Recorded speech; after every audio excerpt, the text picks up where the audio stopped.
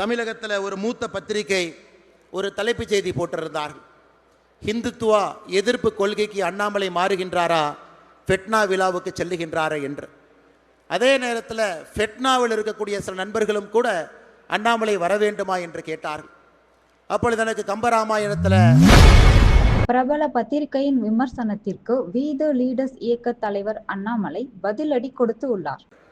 நான் இந்த விழாவுக்கு வருகின்றேன் என்று முடிவு செய்து அறிவித்த பிறகு தமிழகத்தில் ஒரு மூத்த பத்திரிகை ஒரு தலைப்புச் செய்தி போட்டிருந்தார்கள்.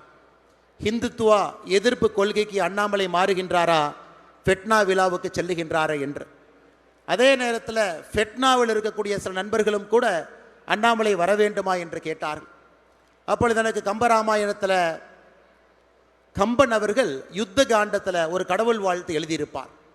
கம்பனுடைய தனிச்சிறப்பு கம்பராமாயணத்தில் ஒரு காண்டத்திற்கும் கூட தனித்தனியாக ஒரு கடவுள் வாழ்த்து இருக்கும். அந்த யுத்த காண்டத்திற்கான கடவுள் வாழ்த்து எழுதியிருப்பாங்க. ஒன்றே யாயின் ஒன்றே யாம், பலவே யாயின் பலவே யாம், அன்றே யாயின் அன்றே யாம். அதனுடைய அர்த்தம் என்னன்னாங்க, கடவுள் இருக்கிறான்னு நீங்கள் நம்பினீங்கன்னா கடவுள் இருக்கிறார், கடவுள் இல்லை என்று நீங்கள் நம்பினீங்கன்னா கடவுள் இல்லை. ஒரே ஒரு கடவுள் இருக்கிறான்னு நம்பினீங்கன்னா ஒரே ஒரு கடவுள் இருக்கிறாங்க. பல கடவுள் இருக்கின்றார்கள் என்று நம்பினீங்கன்னா பல கடவுள் இருக்கிறாங்க. கடவுள் இருக்கிறாரான்னு தெரியாது, பொறுத்திருந்து பார்ப்போம் என்று சொன்னால் அதற்கும் கம்பன் உங்களுக்கு வாய்ப்பு கொடுக்குறாங்க. இன்னைக்கு நான் கடவுளை நம்புறேன், நாளைக்கு நம்புவேன்னு தெரியாதனாலும் கம்பன் அந்த வாய்ப்பு கொடுக்குறாங்க. என்னை பொறுத்தவரை ஃபெட்னா அமைப்பு எப்பொழுதும் அதே போல் இருந்திருக்கிறது. வருகின்ற காலத்திலும் கூட எல்லா சித்தாந்தத்தையும் தாண்டி அனைவரையும் தமிழால் இணைக்கக்கூடிய ஒரு அமைப்பாக தொடர்ந்து இருக்க வேண்டும். அது சாதி மதத்தை எல்லாம் தாண்டி கருத்தியல் அடிப்படையிலே நம்மில் முரண்பாடு இருந்தாலும் கூட அப்படிப்பட்ட ஒரு அமைப்பாக ஃபெட்னா இருக்க வேண்டும் என்று எப்பொழுதும் விரும்புகின்றேன். அப்படித்தான் இருக்கிறது.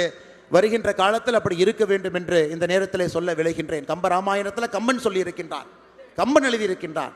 உங்களுக்கு கடவுள் மீது நம்பிக்கை இல்லை என்றாலும் கூட கம்பராமாயணத்தில் யுத்த காண்டத்தில் கடவுள் வாழ்த்துல அதை சொல்றார்.